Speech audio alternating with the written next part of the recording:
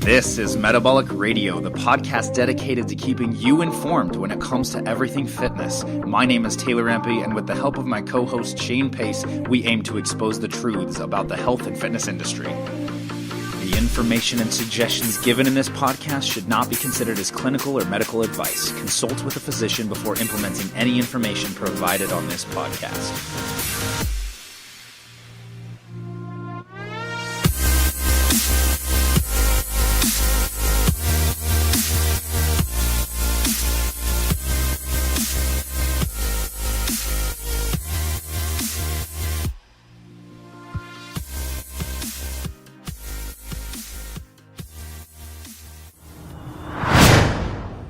So, Shane, there's a topic I think it's really imperative we talk to people about that I think a lot of people experience and they don't really realize it.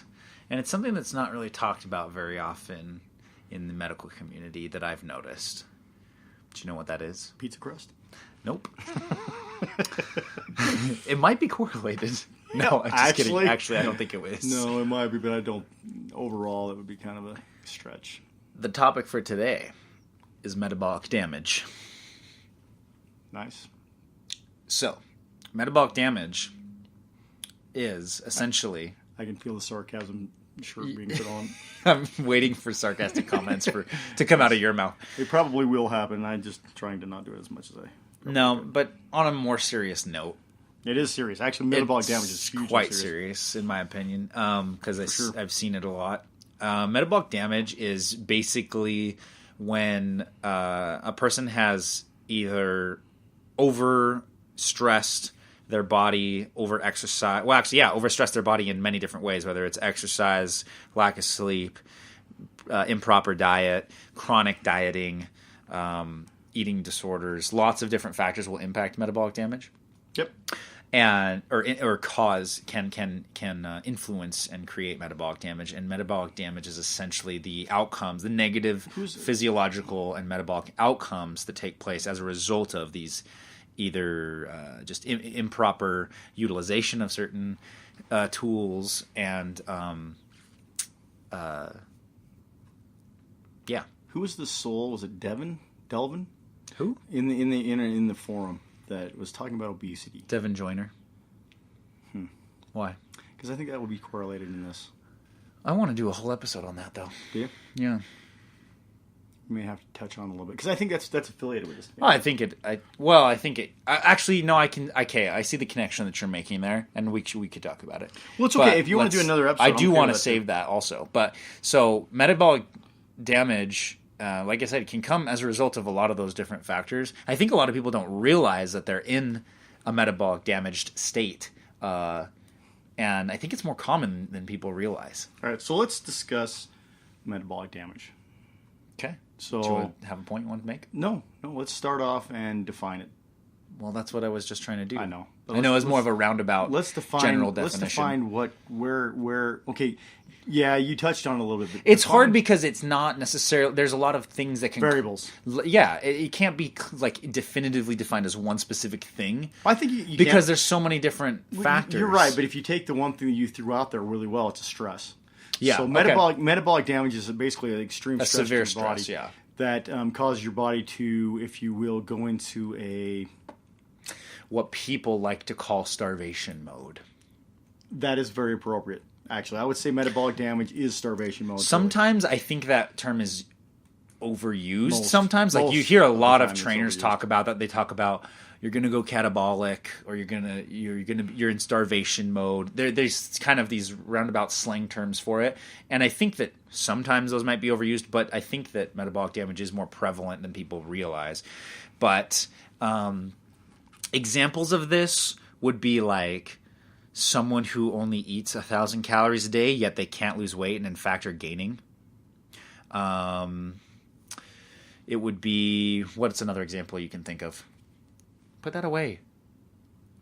He's on his phone, not paying attention, not giving you his undivided attention. I know. Like me. I care about you. If you notice, he just compared, to take it and use exactly what he said. He said that I was not paying attention like he, which implies that he isn't paying attention. No. Whatever. Okay. No, I'm serious, man. No, I know. All right, sorry. I'll get focused. See, you're not even focused.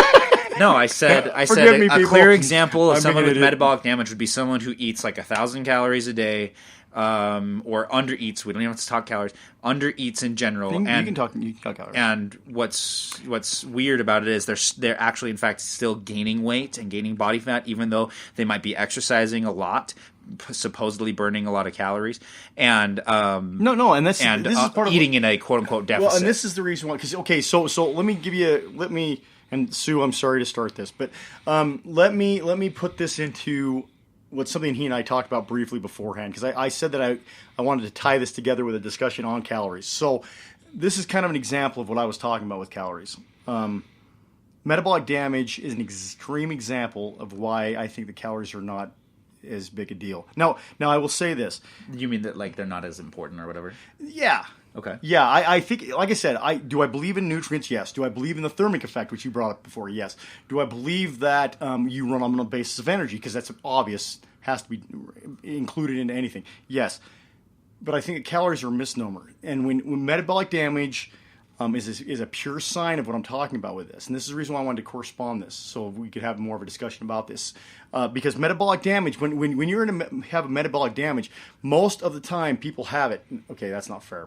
A lot of times that people have metabolic damage is because they're trying to lose weight, and so they do these crazy techniques, which causes so no matter how low they go in calories, they don't lose weight, or at least they don't lose body fat. And so in the course of this, that's where I correspond this, because like I said, if you define out what a calorie really is, it's based on a laboratory testing on food, specific foods, whatever, all foods, but on how fast they'll burn up in a furnace. Okay, just to make it a basic concept. You can go into more. No, what I was just to say is it's not necessarily it's not how I know which research you're talking about, but there's also that's how it was created. That's what I'm saying. But the thermic effect is what, like I said, that I'm talking about. The heat they give off, not just if you light the food on fire, how much how fast it burns. No, and I get that it does have an actual heat response. Which it is an actual metric. It just is a general metric, right? And which it does, and I'm not denying that. Okay, and that's what I'm saying is the thing is.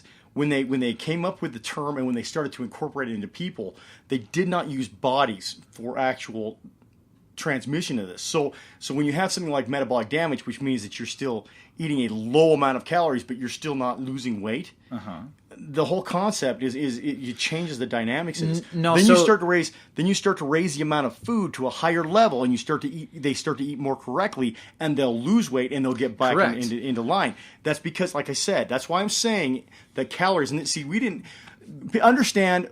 Taylor and I have been talking behind the scenes about this because of the episode where I went off about it, and I guess I didn't give him a chance to even talk about it, but. That's why I wanted to cover this more in this topic, because I think metabolic damage is a prime example of what the issue is in with this. But there's other factors to think about too, in that when it relates to metabolic damage, is you're talking in from the scientific basis of thermodynamics theories or principles that.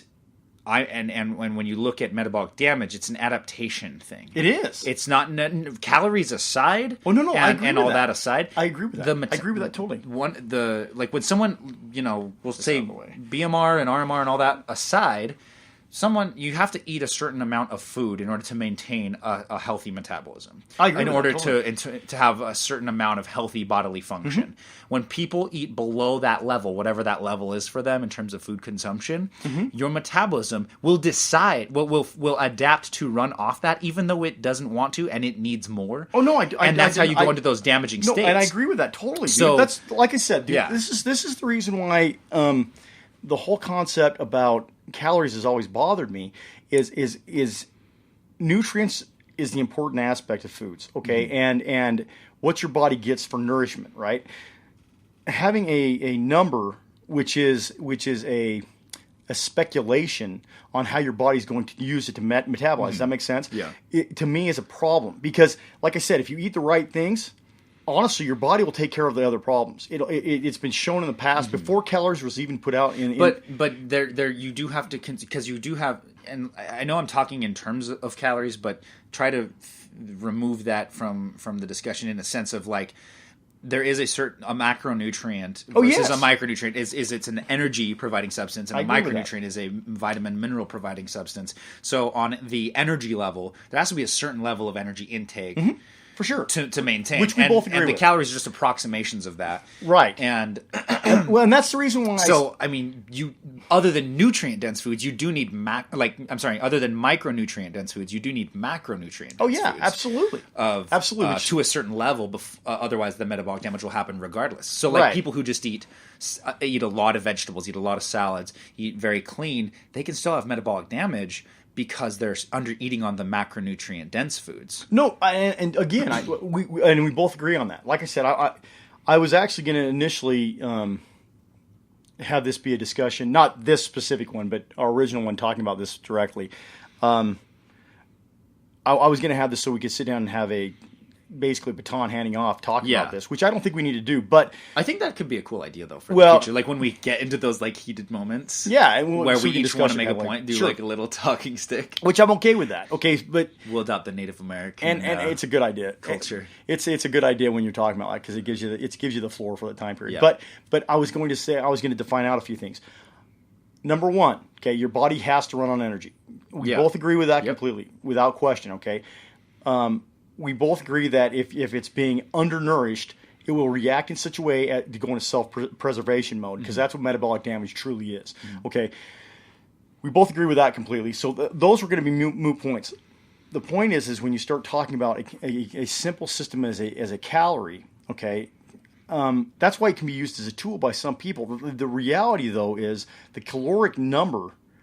And this is why I called it mythical. Okay, I'm not saying the number itself isn't a proven scientific thing, because it was done in the 1800s. They proved it through their tests, but it's not affiliated to the physiology.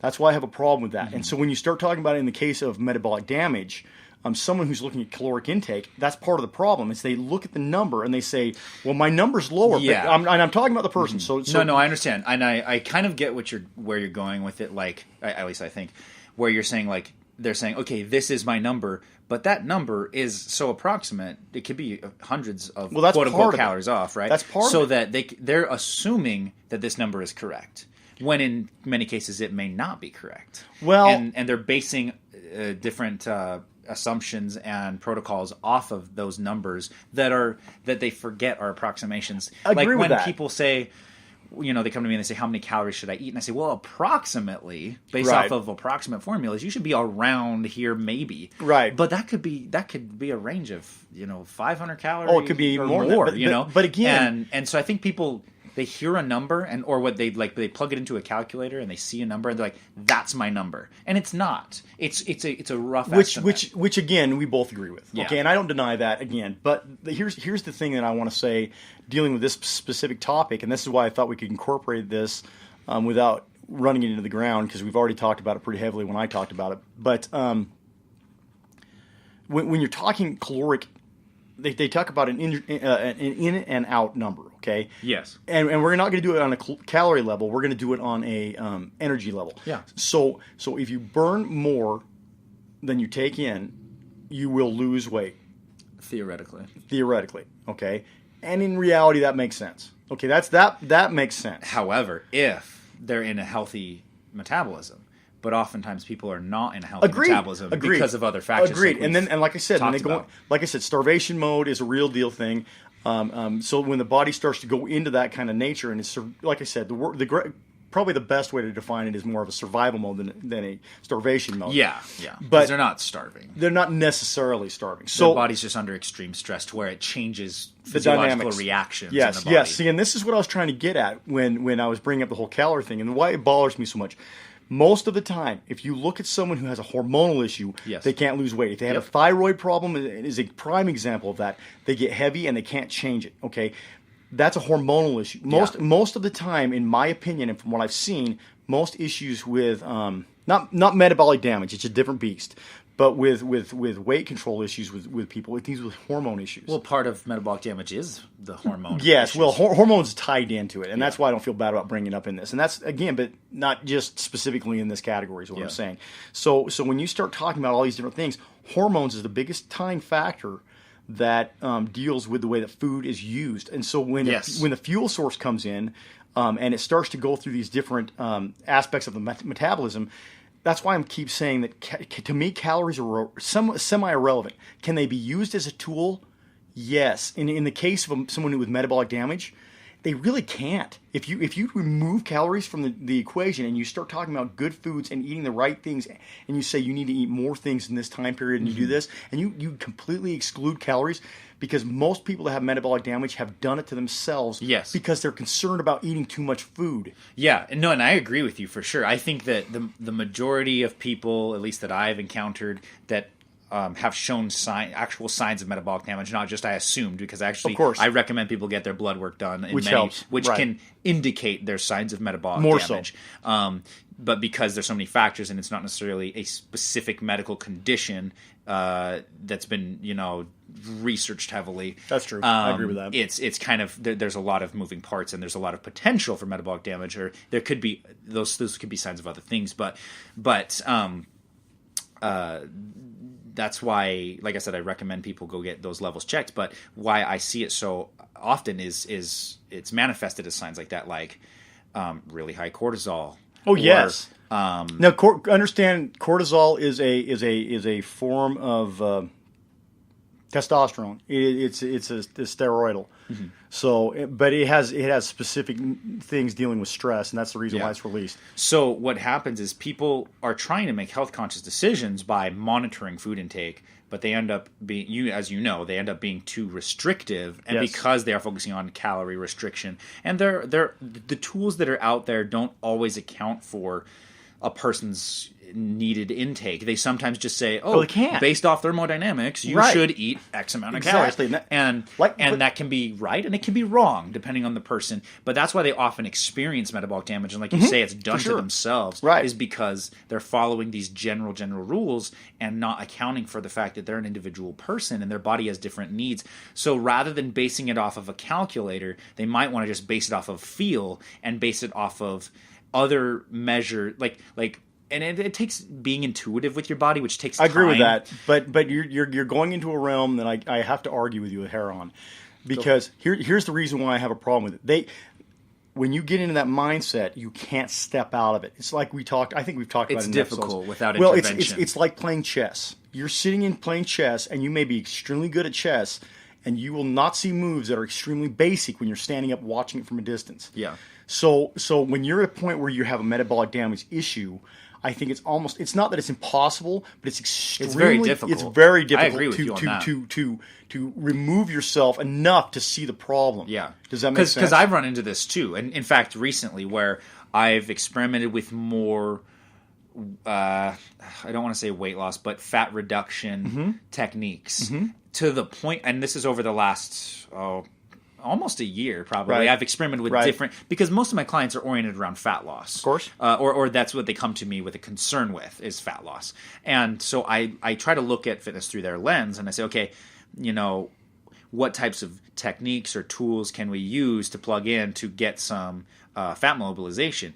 And so I've kind of been in that mindset when I help people. And so I experiment with things on myself. And I found I took a week to track all of my food, and calories and whatever, and micronutrients and everything, just to see where I was. I found out my consumption is significantly lower than what it ought to be in terms of actually how I feel and perform. Right. Calories aside, it did seem low, but I found that unconsciously, as I was experimenting with these different techniques, I've continued to repress my intake, and to the point where I have felt fatigue. I have had just issues with stamina in general, and mood shifting a little bit and things like that. And I'm like, what is going on? That's a good sign of metabolic damage. And it is. And so that's why I said, hey, you know what? Especially mood. Mood's I'm manifesting symptoms of someone that's experiencing metabolic damage. Right. And so I need to really just erase everything, step back, like as a third party observer, and look at myself as if I was my own client, right? And look at all the factors, all the things I'm experiencing, those kind of things, and look at, okay, what am I doing that might be not necessarily entirely healthy, and come to find out. So I said, okay, I'm just going to track whatever I eat. It's fine. I'm just going to do my normal routine that I've been doing for months, and came to find out that my energy intake was significantly low. Some of my nutrients were significantly low. Some of them were significantly high, actually, in certain areas where I shouldn't have been having too high of an intake. And so I said I wouldn't have realized that unless I had done what you said, where I kind of step out of myself and say, okay, as a third-party observer, what am I seeing here? What's trending? What's happening? But that's only because it came with certain levels of education where I know what to look for. You've got years dealing with people for that. Yeah, so that's where I think people get stuck, because you're 100% right that we do this to ourselves yeah. through techniques of trying to lose weight, and we end up repressing our metabolisms down to almost nothing, and that's what can cause a lot of metabolic damage. Now, do I think I was actually experiencing metabolic damage itself? That's kind of arguable, because there were various signs. I would say yes. At very least, I was experiencing minimal. I was repressing my metabolism, right? Which is the beginnings of it. That's what I'm saying. Depressing, however you want to call it. But I was limiting my metabolic potential, right? Because my nutritional intake was inadequate, right? And so now I've just chosen to eat based off of feel, and I've tried to incorporate different things, and my amounts are higher. All of a sudden, my sleep is getting better. Right. My energy is changing. All of this is signs. My strength in my workouts is improving. Right. Which is crazy, because I was thinking I needed to restrict more because my activity was lower. Because right now I'm only lifting about 3 full body lifts a week, with some accessory and mobility in between there. Right. And no aerobic training. And so I'm like, hey, I need to bring my intake down because I'm not burning as much. But right. And that seems logical. But as a result of that, I went too far with it. It makes sense. And so now, even as a trainer, it's interesting to be able to see that can still take place. Of course. In someone like my shoes that has education. Yeah, and so people get stuck. Nah, but you're not being fair to yourself. So when you're training other people, it's easy to train them, but it's not easy to train yourself. It's hard to remain objective. It's a lot harder to train yourself, because you'll do all the stupid stuff. Yeah. I mean, that's just that's what I'm saying is I experiment on my body. Which makes sense in order to gain better understanding. Which of how you and I both do, and you know that. Impact, yeah. But like I said, though, and that's, again, I mean, that's the reason why I kind of wanted to have the discussion about calories, because I think that's part of this exact discussion, because the majority of the time on the food end of the scale, what people cause to themselves with metabolic damage is they restrict things so heavily because they're trying to cover a calorie. And like I said, the problem I've got with calories is and this is the reason why I use the mythical number. As far as a physiological reaction, it's a mythical number when you start to look at it from a perspective of how the body takes it. A protein that you're getting, and the calories based for the proteins aren't necessarily going towards energy release. Correct, yeah. It's going for reconstruction. And so that calorie, though it's in your scale, is not going to be effectively correct. Does that make sense? Yeah. The ones that are thrown out there for fats go a different direction. The ones that are thrown out with carbohydrates go a different direction. So you don't have a true scale that you can use adequately, even with extreme knowledge, to do this kind of stuff. Now, can you use it as a tool? Yeah. Yes, but that doesn't mean it's a correct tool. Just because you can beat something with an accurate tool. An accurate tool is fair. Yeah. I was going to say you can beat a nail in with a screwdriver, but it doesn't make it the right tool for the job. The problem with it is a calorie is something that has been represented since about the late 1940s, mid 1950s, that the United States has picked up and the world has picked up as an avenue to monitor their food intake. Yeah. Okay. If you monitor your food intake, you're going to have results one way or the other. It's true, okay? So that's the reason why I say it's mythical. It's not that the number itself isn't real, because it's been done in a lab. I mean, I'm not arguing that, and I never will. But part of metabolic damage and a lot of the stuff that deals with weight issues is because people look at this number that is something that it's just like the scale, okay?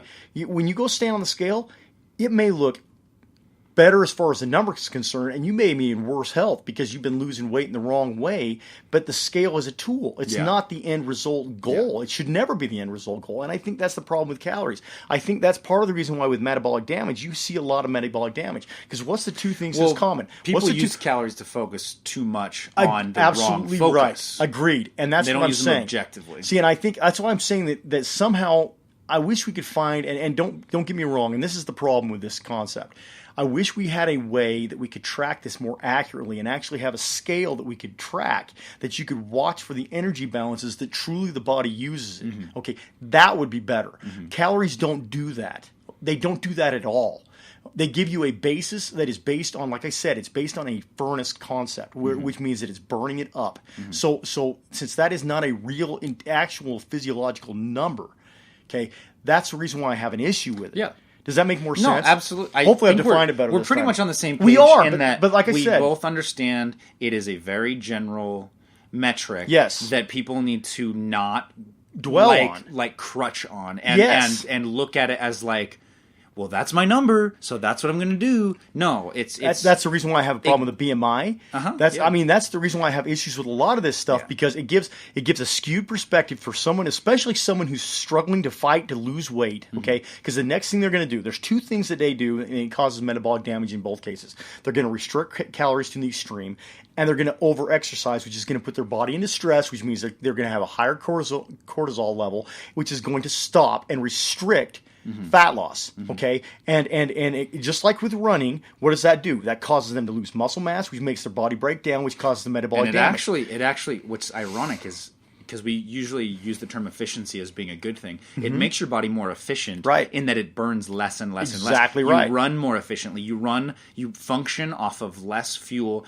And what happens is, in one of the traits of metabolic damage is when someone represses their intake so low, their metabolism, even though they're not eating that minimum level of intake that is determined by their body that they need for normal function, their body slows down to match whatever their intake is, so it won't lose weight because it doesn't want to lose weight. It wants to have fat storage because it wants to survive. And this is a disclaimer. This is not a disclaimer. This is disclosing, if you will, something we're going to talk about in a future episode, actually probably in the very near future, but body type stuff. Because body typing, even though people are questioning if it's real, I believe is 100% real. And I see evidence all over about it because it's based on muscle fibers, which is something else we'll probably It's based on a lot of things. It's based on hormone profiles, too. And hormone profiles, absolutely. But see, hormone profiles you can play with. Factors. Well, that's what I'm saying, though. Hormone profiles you can play with. What's the word I'm looking for? Metabolism you can play with. You mean like influence and change slightly? Yes. Well, you can make it so that it runs, if you will, since we're talking about this, less effectively. Okay, and which is a good thing when you're talking about physical fitness. But the reality is, muscle fibers you can't change. So there's certain aspects, bone structure you can't change. There's certain aspects about it that body typing actually fits and hits correctly if you use it as a tool. None of these things are an excuse to not be able to do things. None of these things are an excuse to say that you can or can't be. When you can't change these things, are you talking because of genetic predispositions? Yeah. Well, that's what your body goes to. So when you have a bone structure that's light, okay, you're not going to have the same muscle structure as someone who has a heavy bone structure. It's just you don't need it because your body isn't going to have to react to a bigger bone structure. But there's still this buffering range of influence that you have. You have influence with the metabolism. Like, for example, I have a predisposition to anxiety and depression, which can be impacted hormonally. Absolutely. But if I have different environmental influences that change my hormone profile. But it doesn't change your body type. And that's what I'm saying. Your body type itself doesn't change. Your metabolism does change. Your hormones change. And what happens because of that? You have a different reaction with your body. You can gain more muscle. You can have that kind of things. Your muscle fibers do not change. Okay. Meaning, so define that. That's what I'm saying. Is like, so when you say muscle fibers don't change, what are you talking about? Because you just said I can develop muscle, and we know we can lose muscle. So what do you mean by change? We're going to talk more about muscle fibers themselves in a later episode, and which I guess this isn't fair to talk about right now. But that being said, there's multiple muscle fibers, and so muscle fibers contain, as at least according to what I understand, I guess I should clarify that. They're contained within certain categories. Okay, so you have type 1, you have type 2, and there's multiple type 2s, and those will not change to another one. A cardiac muscle. Oh, you're saying that you can't conversion, like where people say convert to another muscle. Where people come in and they say, "I want to convert all this fat to muscle." Yes. That just doesn't happen because they're two different tissues. Yes, they're completely two different tissues. Okay, and it's the same. That's what I was wondering. I wanted you to clarify. Which is fair. And so you're in your muscle fiber concept. Even though they're both muscle fibers, they're both different. And they both act differently. Functions, right. And so when you're talking about those kind of things, your metabolism doesn't change. You can still work it. And you can still get growth, and you can still change your hormone profiles. You can do it through sometimes drugs, because that is one of the times I'll say that it's legitimate to actually pull a doctor into this. Sometimes, like thyroid problems. Oh, absolutely. There's nutritional issues. Well, there's nutritional ways, though. In fairness, if you go to a naturopath, you can actually get things that will affect your thyroid. You can get things that will and will affect it just as much as the drug aspect without going down that road. Yeah. But I'm not saying you should do that. Okay, I'm thinking that the tests that we've talked about before, those are things that you need to know, because those are things that will help with this.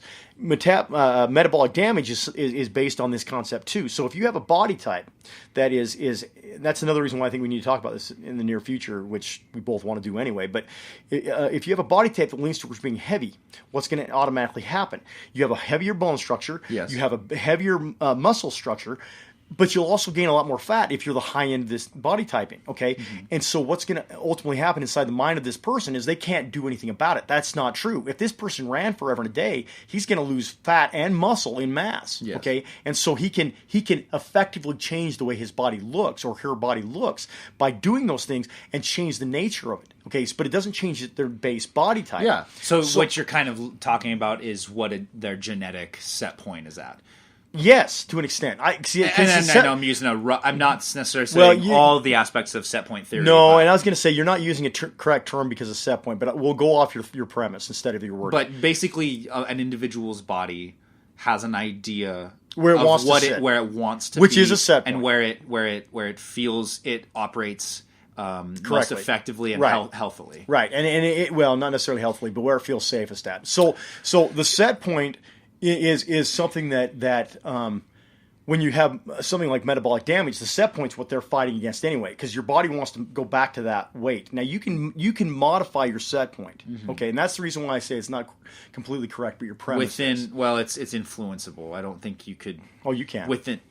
Well, I believe like 100%. We're talking about, based off of bone structure, based off of muscle fiber distribution, based off hormone profile, a couple of those things can be influenced. Oh, but there's always a tendency for you to gravitate back towards something, to where, think of it, it's the same thing with, like, we don't even need to... That's somewhat lifestyle based. But remember... Finish your thought, because I don't want to cut it off, because I'm not sure I'm following where you said you can't... like where I said your body it gravitates back towards where it wants to operate, right? Mm-hmm. The Hayes method that we talked about. Right, which I think is awesome. Healthy at every size. Yep. Just weight loss is not indicative of health, necessarily. Agreed. So your body might, let's say you're an endomorph, you're a naturally heavy, thicker person, you have a higher ratio of body fat.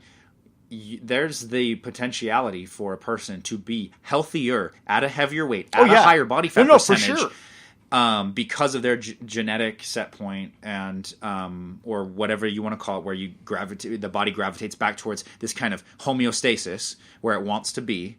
You can be healthier at that. Let's say that person loses a lot of weight; they could actually be less healthy, because it's under so much stress getting to that point and trying to maintain that level. It depends on the stress level. It does depend. And this is very individual. Very individual. Yes, but I 100% agree with that. Yeah. 100% agree with that. So that's where I'm saying, like, because with the Hayes method, there's plenty of research to support that a person's weight has very little to determine how healthy they truly are in terms of specific internal physiological health markers. True. And so, and some people don't even need to focus on weight loss. They need to focus on health optimization with their body type. Again, the problem with that is you can't perceive it. It's hard. It goes back it goes back to my argument on calories. Okay, you can't perceive it, and that's the issue with the internal stuff is you can't perceive it. I mean, all the stuff that's come out about cholesterol and in the last few years has been really put publicly. It's been around for 10, 15 years that they've talked about this stuff, and the government's slowly starting to lean towards calories not being a big deal. That's the reason why cholesterol... Because it takes calories, it takes cholesterol. 5 years for them just to update dietary guidelines, and that's if they get enough evidence to support a change. Yes, which is ridiculously slow when they actually have as much evidence as they've had. But, okay, because of that, people have higher levels of cholesterol levels, higher cholesterol levels, I guess you should say it right without being redundant in that. With high cholesterol levels naturally, it may not be unhealthy for them. As a matter of fact, there's been a lot of statistical signs in many studies that I've looked at. I wish I could just pull them up, but that people who have naturally high cholesterol actually have healthier hearts in general. Now, granted, there's people who have heart disease. It depends on the distribution of cholesterol. It absolutely does. All the types of cholesterol have different functions, and some... Well, yes and no. Okay, yes, so they do. I'm not denying that. No, you're right on that 100%. I'm saying that when you call LDL a bad cholesterol, that's not true. As a matter of fact... No, I understand that. I'm not demonizing good and bad. It's just... outcomes of too much LDL can cause different things. And I will argue, but you're right, it has but a I will function. argue that, and here's the thing I'm going to tell you, okay? And here's why I'm going to argue that. Most of the time when you have arterial sclerosis, if I could even say that, my tongue's tying, when you have that, it's based on sugar damaging the wall of the arteries. Yeah, the LDL goes and repairs it. And then when the LDL comes in to repair it, the little BB-like LDLs go in there and pepper it, and then they get into the wall of the artery. It's based on a problem with sugar, not LDL. I understand that.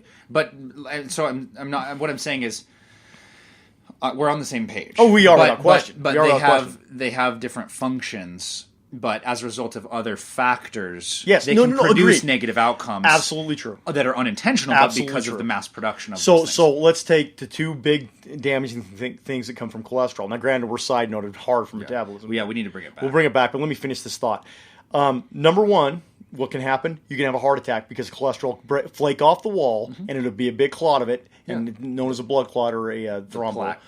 Yeah, the plaque. It'll go in your heart, and it'll cause you to have a heart attack. Or the exact same scenario, and instead of going to the heart, it'll sticks to your brain, and it's a stroke because they're identical. There's no difference other than the direction that it went. Okay, I understand that comes from this. Okay, but that's the whole point is it's not a cholesterol problem. It's a sugar problem that's caused this issue.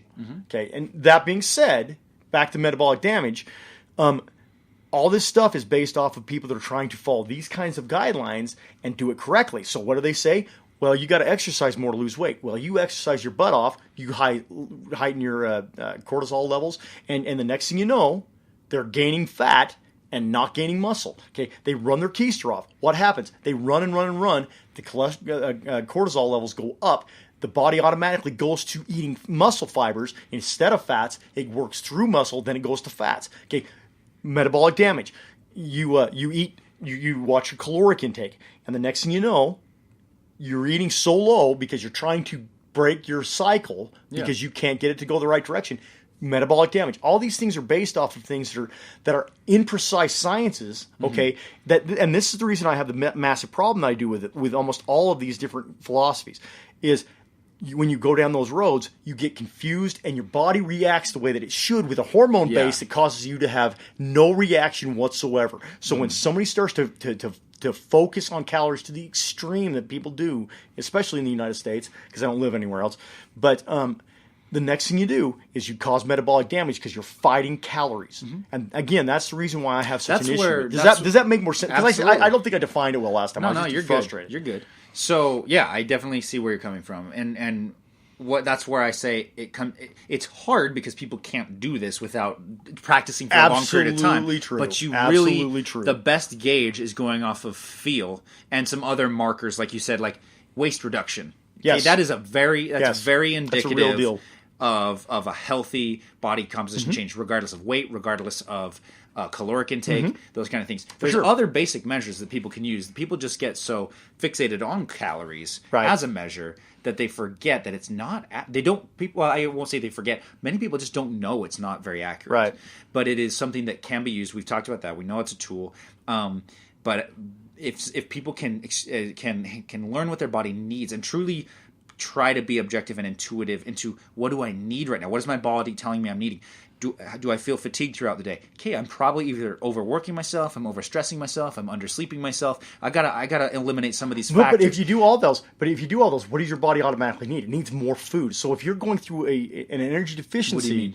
You have to have more energy base. So you have to find the right food base if you have those scenarios. For those specific ones. Absolutely. Well, even sleep. So if somebody's going through less sleep because of timelines and they don't have the capacity to sleep enough, do they need more food? Because they spend more time awake, yeah. Well, it's not even because they're necessarily awake. It's because their body is demanding something to take care of the stress level. And the stress level is going up because of lack of sleep. Does that make sense? Yeah. So does your food have to go up? It technically does. Now, do you know how much? No. But the problem is if you take too little, you're probably doing more damage to yourself overall than if you have too much. That's what I'm saying is until we can figure out a more accurate method that's beyond calories, people need to learn to also listen to the intuitive feelings of their body to make changes, regardless of what the calorie calculator or the scale or these other not as accurate measures say. No, but that's it's true. difficult because people don't know how to do that without experimenting with themselves for quite a while. Right. But I think it comes down to the fact that people are too conservative and restrictive in their estimates. They need to be more open-minded, more liberal, more open to paradigm shifting. Oh, they have to. I think I can't remember if I've used this as an example in a past episode, but where I had a client who was an endomorph. She was very large for her height, higher body fat percentage than what is deemed healthy. But she was a crazy good athlete. She would run 70 miles a week. She was an endurance crazy athlete, but she was built like a shot putter, to be honest. Right. And I told her, I said, you know what? You're experiencing signs of metabolic damage, and that's why you're not losing weight, even though you're performing really well and you're so active. Right. I had her drink 1,000-calorie shake in the morning for a week. She actually, for a couple weeks, she lost 4 pounds the first week and continued to lose the second week, but started to taper off the shake. Right. And as she did that, as she eliminated the shake, her weight went right back to where she was because she put her body under a certain amount of stress. Right. So people just need to be open-minded to, for sure. Hey, what I'm doing might be actually hindering my goal, even though I think it's helping my goal, and I need to be able to shift my mindset to new ideas, or to ideas that I am maybe hesitant to try or opposed to, and really experiment and learn to see how their body reacts to those things, and then they'll get a better sense of how they feel. Right. And but a lot of people say like, oh, I have energy, I'm not tired, or I do fine, I'm not irritable or whatever. But you got to also look at anxiety. So when you start talking about that, you would understand this more than I do. But anxiety is something that's going to have you have a reaction. It's high energy. You'll get fidgety. Yeah. You'll be wanting to move all over the place. But that is not high energy. No, for sure. But what I'm saying with that thing. point is that they don't know what they're missing out on. Right. They don't know because they've experienced what they're experiencing for so long. I agree with that too. And that's why they're like, what do you mean? Evident. I function fine. I don't need to open my mind to trying this new thing. It's because they think that they're already high functioning. But they don't realize until they actually feel it. Like I was experiencing this for months. I've been experiencing fatigue, been experiencing lack of focus, feel like I'm juggling too many things, higher spikes in anxiety, which is atypical. And it took me a sec, to get out of that and be like, wait a sec, I gotta open my mind to something new here, and I gotta try something new that I'm not used to over the last few months because something ain't right. That, you're actually good at that. I try to be. You're better than most on actually trying something out that's different. Yeah, so I think that's where I say it comes back down to feel. And I know that sounds so general, but it's almost a better general measure than using calories as just a general measure. Well, and this is the reason why I'm going to honestly say finding the right person to train with, is not, it's not paramount, but it's very beneficial. Yeah, because they can be an outside influence as long as they know what they're doing and have not that they necessarily are more intelligent, but they have more knowledge base dealing with this kind of an issue.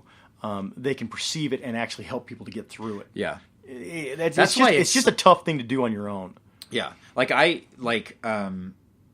think that even trainers should have trainers or coaches of some kind. Without question, I have a coach that he's not my personal trainer, but he looks at my life objectively from a third perspective and gives me feedback. Okay, this area, you might need to work on this here, or you're doing great over here, or know what? Think about this. Step outside of yourself. You're think about atypical this. Anyway, dude. Because I mean, let's be honest. If you have a question about something, you go to people you trust and you ask them questions specifically dealing with the topic that you want to know about. Yeah.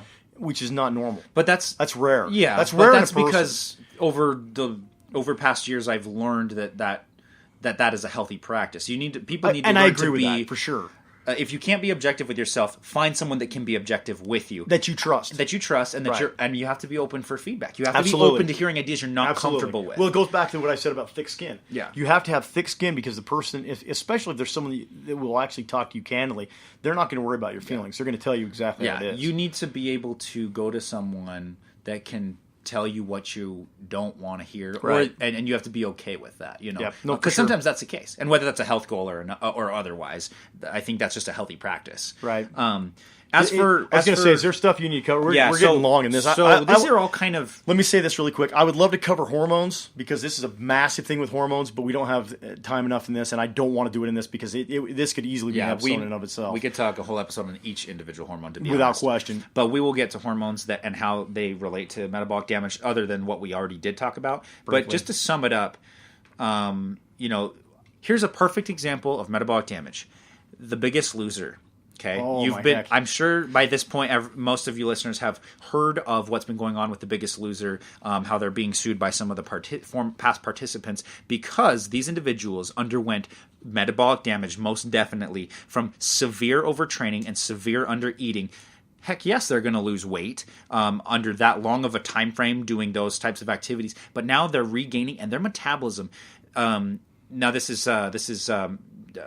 I won't say hearsay, but it's not. I'm not quoting it specifically from an article, but it was told to me that one of the participants was consuming very, very low calorie consumption, something about in the hundreds of calories, so like between 5 and 8 approximately, I think, on their energy consumption, and having to work out 2 hours a day to maintain their current weight. That is a sign of metabolic damage. So if that person if they actually reduced their their activity, increasing their food intake in the short term, they would actually start gaining fat because they're under such a stress that because of what took place with The Biggest Loser. And now, to remedy that situation, you do need to do that. You need to start changing training regimen, taking your body out of that stressful state, which there may be this transitionary period where they're going to gain fat. But in order to get their body back to a healthy balance, they have to go through that transition. Well, since we're talking about that, so again, I don't want to make this go too long, so I'll try and be concise about it. The reality is when you start to go through a high-stress situation like into what they do in that show, anybody who's watched it can see that. So again, I don't want to use speculation. I'm just going to go based off of the knowledge base that you guys can see and I can see. They go on a very high constricted diet. That's known about how the show does it. They go through an extreme workout routine. Hours and hours a day, which again is something that I wouldn't recommend for anybody to do. Ultimately, it's made for good television, which it is. It's got great entertainment value. It draws people in. That's the reason why the show's on TV. So it's doing as far as their what I project is their idea on what they want. It's doing the exact effect because the United States follows it. So what ends up happening though on a physiological basis? Their muscle tissue goes down because of, like we talked about, cortisol levels and how it reacts. Your body reacts to it. Because and the majority of their training is aerobic oriented, so it decreases their need, their anaerobic muscle. Well, they don't need it, because they don't use it.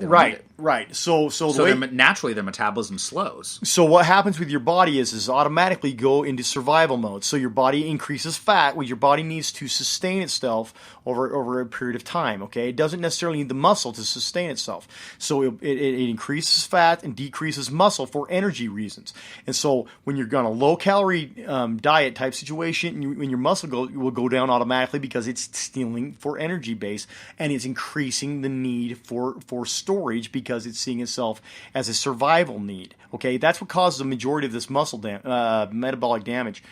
When this stuff happens, okay, there's more to it, like I said, but if we cover that, we'll be in here for hours.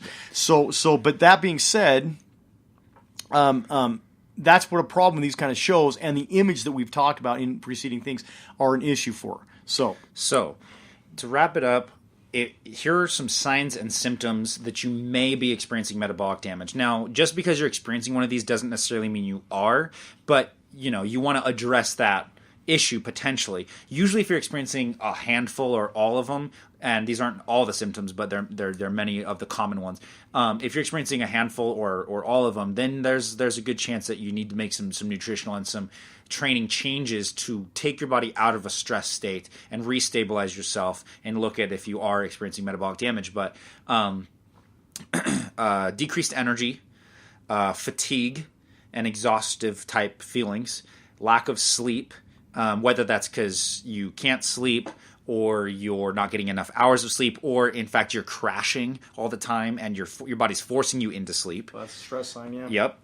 If you are seeing excessive weight gain, especially from body fat tissue, not necessarily muscle gain, that wouldn't happen very rapidly anyway, but excessive weight gain. If you're seeing muscle loss, if you're losing strength, not having endurance. Here's a good indicator, in fact, that actually Shane and I talked about a while back ago when I was talking about a specific client with him. Elevated heart rate, resting heart rate, is indicative of too high of stress, overtraining, and thus could be related to metabolic damage. So these are just some of the symptoms.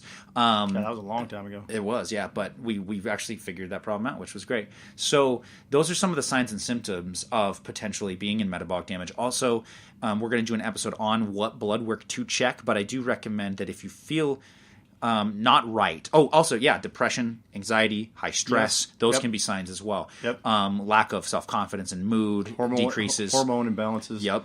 You could be experiencing another sign of metabolic damage, which is adrenal fatigue. You wouldn't necessarily know that unless you got your blood panels checked. Not easily. Yeah, but I recommend people do that at least once a year, to just make sure that everything's okay, everything's functioning okay. And some doctors aren't necessarily keen on doing a lot of blood work panels for you unless there is a major sign of it.